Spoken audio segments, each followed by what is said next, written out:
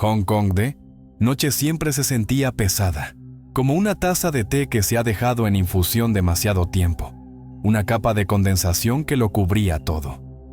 Los sonidos de los autobuses nocturnos y los claxones de los taxis flotaban en la distancia.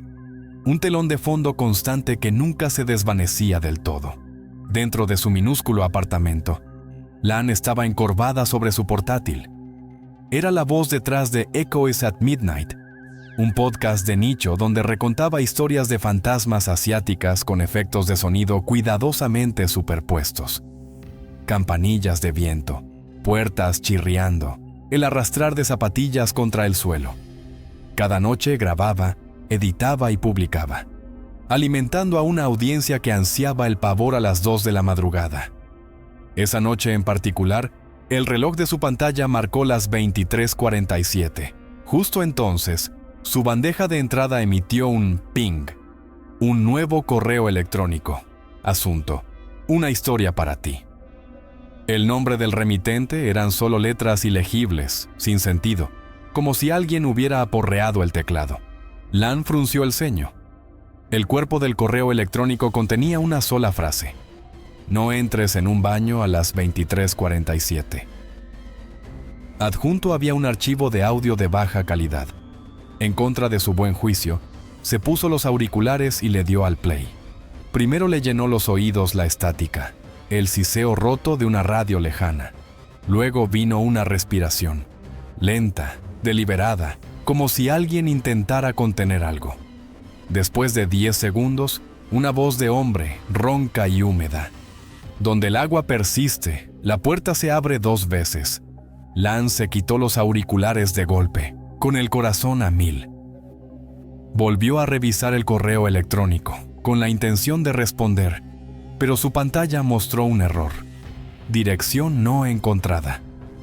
Quienquiera que lo hubiera enviado, si es que alguien lo hizo, ya no existía. A la mañana siguiente, inició sesión en su cuenta de podcast y se quedó helada. De la noche a la mañana, el número de oyentes se había disparado. Cientos de nuevos comentarios aparecieron debajo de su última publicación. Sin palabras, sin frases, solo 4 dígitos repetidos una y otra vez. 1147. Lan se recostó, con un nudo en el estómago. Parecía que todo el mundo conocía el número. Todos tenían una historia. Alguien escribió sobre haber oído sonar una campana exactamente a esa hora. Otra persona dijo que la puerta de su baño se abrió 2 veces a pesar de estar cerrada con llave. Otra simplemente escribió: la oí respirar detrás de mí a las 23:47. Lan tomó una decisión. Su próximo episodio sería un especial: las 8 puertas a las 23:47. Aún no se daba cuenta de que, cuando empiezas a trazar las puertas, siempre hay que poner un punto rojo que diga: tú estás aquí. Esta vez, ese punto rojo era ella. La primera persona en contactar con Lan después de que anunciara su nuevo episodio fue Mei, una oyente de toda la vida. Mei trabajaba en un antiguo bloque de oficinas en Sheung-wan, donde un aseo en particular tenía mala fama. El personal lo evitaba fuera del horario de trabajo. Algunos ni siquiera pasaban por delante. Lan se reunió con Mei a las afueras del edificio al anochecer. La lluvia resbalaba por la acera, convirtiendo los letreros de neón en borrones de luz. La torre de oficinas se alzaba 6 pisos, sus paredes manchadas por viejas filtraciones de agua. Dentro, las bombillas fluorescentes zumbaban débilmente en pasillos pintados de un verde cansado. Mei la guió a la escalera bajando la voz. Hace años, alguien saltó desde estas escaleras, dijo. El guarda nocturno todavía quema incienso en el rellano a veces, pero nadie pregunta nada. Al final del pasillo había una puerta de baño, con la placa metálica corroída, la cerradura pulida por incontables dedos nerviosos. Lan encendió su grabadora. El micrófono captó el zumbido de la luz, el roce de sus zapatos. Cuando se quedó quieta, captó algo más, un trago casi imperceptible, como si alguien tragara con dificultad. Al escucharlo más tarde, ese sonido fracturó el silencio como el cristal. Después, Cruzaron la calle hasta un puesto de café. El dueño, un anciano con las manos curtidas por años de hervir teteras, le sirvió un café negro espeso. Cuando Lan mencionó su podcast, él se inclinó más. «Séptimo mes, hace unas cuantas veranos», dijo. «Festival de los fantasmas hambrientos. Quemé papel Joss en la entrada para mantenerlos tranquilos. Llovió con fuerza, apagando el fuego. Unos minutos después, una mujer entró. Chaqueta blanca, pelo chorreando, piel pálida. Pidió usar el baño. Por supuesto que le dije que sí, pero 10 minutos después, no había salido. Mi personal abrió la puerta. Hizo una pausa, con los ojos fijos en la taza que tenía en la mano. Vacío. No había nadie. Solo un hedor, como a podredumbre y hierro, y algo espeso y negro en la taza. No era sangre, no era aguas residuales. Algo intermedio. Mi empleado renunció a la mañana siguiente, nunca volvió. Lan garabateó en su cuaderno. Agua plus, espacio cerrado plus medianoche. Gin apilado sobre gin. Las habitaciones húmedas y selladas eran lugares delgados, se dio cuenta. A las 23:47, la pared entre los reinos parecía respirar. Esa noche, al reproducir su grabación, notó algo escalofriante. Exactamente a los 47 segundos de la pista, el zumbido fluorescente se interrumpió por un instante, como si algo se hubiera interpuesto directamente entre ella y el micrófono. La bandeja de entrada de Lan se llenó de mensajes después de su episodio de avance. La mayoría eran solo fragmentos, números, sueños, advertencias vagas, pero uno destacaba, una larga carta de un hombre que se negó a dar su nombre real. La firmó solo como Tony. Su historia comenzó 10 años antes en Kowloon, en una urbanización privada con un garaje subterráneo que olía a óxido y moho. Tony era gerente de informática y a menudo regresaba a casa después de medianoche. Su sitio preferido era un puesto en una esquina del tercer nivel, lejos de conductores descuidados. Una noche, mientras apagaba el motor, una voz le susurró directamente al oído. «Sam, Sam». Tony se quedó helado. Su nombre no era Sam. Miró a su alrededor. El garaje estaba vacío. Descartándolo como agotamiento, se lo quitó de la cabeza y caminó hacia el ascensor. Su teléfono sonó, sobresaltándolo. Amigos invitándolo a cenar Siu-ye, una cena nocturna. Aceptó, regresó a su coche y se deslizó en el asiento del conductor. Fue entonces cuando la temperatura se desplomó. Su aliento empañó el interior del habitáculo. Al salir, su visión periférica captó una figura. Una mujer con un vestido rojo, de pie junto al pilar de hormigón donde había estado su coche. Su pelo le cubría la cara. No se movía, no la seguía, solo observaba. Tony intentó restarle importancia con sus amigos más tarde, pero uno de ellos se puso serio. «No aparques ahí de nuevo», le advirtió, sin explicación, solo certeza. A la noche siguiente, el destino lo acorraló. El garaje estaba lleno. El único hueco libre estaba al lado del suyo habitual. Retrocedió, pero al salir, se dio cuenta con un sobresalto de que estaba en el mismo sitio de antes. Sabía que había elegido el puesto contiguo, pero de alguna manera el coche se había deslizado de nuevo a su esquina maldita. Cuando encendió los faros, la mujer de rojo estaba directamente delante de su parabrisas, transparente, con el pelo largo y chorreando, los labios inmóviles aunque su susurro le llenaba los oídos. «Sam, no me recuerdas. Morí por tu culpa y ni siquiera sabes quién soy. Ven conmigo». Unas manos invisibles le apretaron la garganta. Arañó el aire, asfixiándose, hasta que otra voz, masculina y tranquila, habló justo afuera. «Señorita Chu, las deudas de vidas pasadas deben quedarse en el pasado. Déjelo ir». El agarre se soltó. Un guardia de seguridad uniformado se asomó. Tony jadeó en busca de aire. Los ojos del hombre albergaban una tristeza antigua. «Tienes suerte de que estuviera de patrulla», dijo. «La próxima vez, quizás no». Cuando Tony preguntó más tarde, nadie conocía a tal guardia. Nunca volvió a ver al hombre.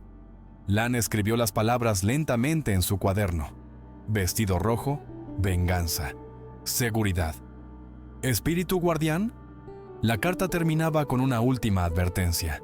Incluso después de que sacerdotes taoístas realizaran rituales, Tony todavía vislumbraba la sombra de la mujer en las carreteras. Su coche fue destrozado más tarde en un accidente casi fatal. Nunca compró otro. Lan escuchó la grabación 2 veces, con el pulso acelerado.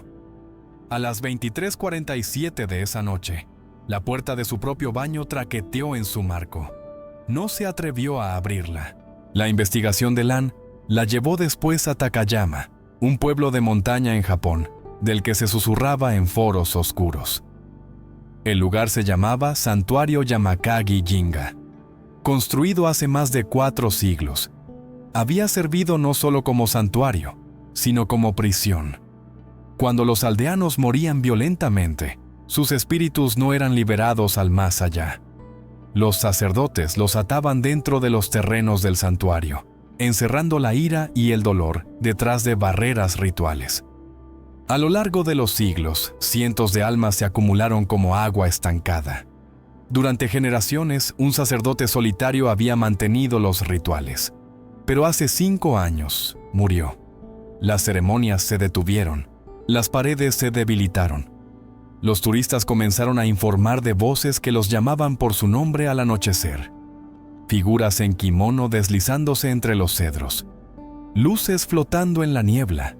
Las autoridades publicaron advertencias. No entrar después del atardecer. Pero la curiosidad es obstinada. Uno de esos curiosos era Kenji, un fotógrafo de 26 años de Tokio que se especializaba en lugares abandonados. Su Instagram estaba lleno de inquietantes tomas de templos derrumbados, túneles olvidados. Cuando oyó hablar de Yamakagi-jinga, no pudo resistirse. Lan leyó sus entradas de blog supervivientes, uniendo los fragmentos. Kenji subió a pie una tarde de octubre, con la niebla ascendiendo por el bosque. El silencio lo inquietaba. Ni insectos, ni pájaros. Llegó al santuario justo cuando la hora dorada se extendía por los árboles. Al principio, estaba extasiado. La arquitectura desgastada, el musgo en las linternas, los troncos de cedro como columnas. Montó su trípode, haciendo fotos. La niebla se arremolinaba bellamente en su objetivo. Pero entonces, el aire se volvió anormalmente frío. Su cámara capturó imágenes que no había visto con sus ojos. Figuras tenues con vestimenta tradicional de pie detrás del tori. En la siguiente foto, había más. Cada toma los mostraba más cerca. Luego una voz, clara, íntima, la de su abuela.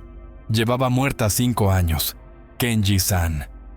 Giró, nada, solo niebla. Cuando revisó su pantalla se quedó helado. La última foto mostraba el interior del santuario. Decenas de espíritus frente a la cámara, ojos fijos en él. La niebla a su alrededor se condensó en formas. Voces susurrantes, algunas familiares, otras antiguas, surgieron de todos lados. Quédate con nosotros, Kenji. No te vayas. Hemos estado esperando. No importaba hacia dónde caminara, el sendero volvía al santuario. Estaba atrapado. Solo cuando recordó las oraciones budistas que su abuela le había enseñado, la multitud flaqueó. La niebla retrocedió. Tropezó con un bosquecillo de cedros donde los espíritus no se atrevían a entrar. Allí encontró un altar oculto, con símbolos profundamente tallados. Protección. A través de su objetivo, vio a los espíritus formando un círculo afuera, incapaces de penetrar en el bosquecillo. Entre ellos, una figura moderna, vaqueros, chaqueta. Kenji lo reconoció. Tishi, un compañero fotógrafo que había desaparecido meses antes. Lan hizo una pausa en ese detalle, conteniendo la respiración. La historia de la desaparición de Tishi se había extendido por los foros, pero nadie había sabido qué había pasado. Hasta ahora. Kenji afirmó que Tishi le habló a través del objetivo. La cámara es la clave, pero también la trampa. Borra las fotos o cruzarán. Kenji borró cada toma, cada eliminación alejando aún más a los espíritus. Cuando la última imagen se desvaneció, también lo hizo la niebla. El bosque volvió a estar en silencio. Salió con vida, pero nunca volvió a coger una cámara. Lan cerró su portátil. El cursor parpadeó en el borrador del esquema de su episodio. Puerta 3, el aparcamiento. Puerta 4, el santuario de cedro. Era casi medianoche, casi las 23:47, y detrás de ella, la puerta de su baño hizo un clic, y luego otro. La siguiente pista que Lan investigó se desveló en algo inquietantemente cercano a casa. Una estudiante llamada Nora había trabajado a tiempo parcial en un café de Mongkok durante sus años universitarios. Su relato había estado enterrado en un foro local, descartado como imaginación juvenil. Pero los detalles eran demasiado precisos para ignorarlos. Era el mes de los fantasmas hambrientos. La jefa de Nora había seguido la tradición, quemando ofrendas fuera de la tienda antes de irse por la noche. La lluvia extinguió el fuego a mitad, un presagio. Nora y su compañero Adam se quedaron hasta tarde para cerrar. A las 22:30 entró una mujer de mediana edad, pálida, empapada, con los labios azulados como si hubiera estado horas bajo la lluvia fría. Pidió usar el baño. En contra de la política, Nora la dejó. La mujer se encerró dentro. Pasaron 10 minutos, luego 20. Adam juró que no había visto a nadie entrar. Los nervios de Nora se dispararon. Ella había visto a la mujer entrar. Finalmente abrieron la puerta. Vacío. Solo una sustancia negra, parecida al alquitrán, en el inodoro, espesa y con olor a putrefacción. Adam lo descargó rápidamente con las manos temblorosas. Luego sonó el timbre de la entrada. Levantaron la vista. Nadie. Cuando bajaron la persiana metálica para irse, Nora se quedó helada. A través de las rendijas la vio de nuevo, a la mujer pálida, de pie en la puerta del baño, mirando fijamente. Al día siguiente, Nora renunció. Incluso años después, evitaba esa calle. El café cerró en un año. Los lugareños susurraban sobre una mujer que aparecía cerca de su baño durante el mes de los fantasmas, siempre haciendo la misma pregunta: ¿puedo usar el baño? Lan se recostó en su escritorio. Repasó la historia en su cabeza. Le impactó. Baños, escaleras, ascensores, todos eran espacios liminales, umbrales entre lo público y lo privado. Zonas estancadas, cargadas de energía yin. Lugares perfectos para los espíritus. Y entonces lo oyó. La puerta de su propio baño hizo un clic. No el traqueteo de antes, este fue más suave, casi educado, como si alguien pidiera permiso para entrar. Lan no se movió, no respiró, solo se susurró a sí misma: todavía no. Esa noche, Lan volvió a revisar el hilo más aterrador que había encontrado hasta ahora. Las llamadas malditas a las 23:47. La historia venía de Tokio, de un ingeniero de software llamado Tieshi, que había desaparecido 3 años antes.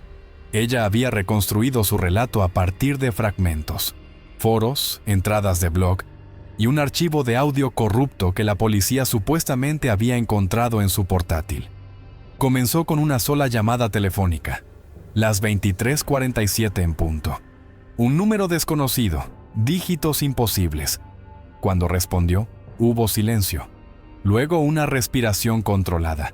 Después una voz de mujer: ¿estás solo? La llamada nunca apareció en sus registros telefónicos.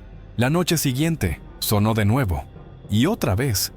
Siempre a la misma hora, siempre la misma pregunta. Pronto, la voz sabía cosas sobre él. Su trabajo, su apartamento, sus rutinas. Le dijo que era perfecto, tan bellamente aislado, tan listo para desaparecer. A la quinta noche, estaba en su puerta. Pelo largo y negro, ojos negros como pozos. Su voz resonaba tanto a través del teléfono como de la madera. Déjame entrar. La sexta noche le dio un ultimátum. Mañana eliges. Di que sí y estaremos juntos. Di que no y entraré de todos modos. Nadie sabe qué pasó en la séptima. Cuando el empleador de Tieshi lo reportó como desaparecido, su apartamento estaba intacto, portátil abierto, Cuaderno lleno de escritura frenética, excepto que la tinta había desaparecido, dejando solo páginas en blanco. Lan escribió en su diario: 11:47. Llamada de la muerte. Elección final. Cerró su cuaderno. Miró su teléfono. La pantalla estaba oscura, hasta que dejó de estarlo. El brillo iluminó su escritorio exactamente a las 23:47. Número desconocido. Demasiados dígitos, cambiando en la pantalla como estática. Su garganta se cerró. Esto era imposible. No había dado su número a nadie relacionado con estas historias. El teléfono vibró con cada llamada silenciosa. Lan se estiró, temblando, pero no respondió.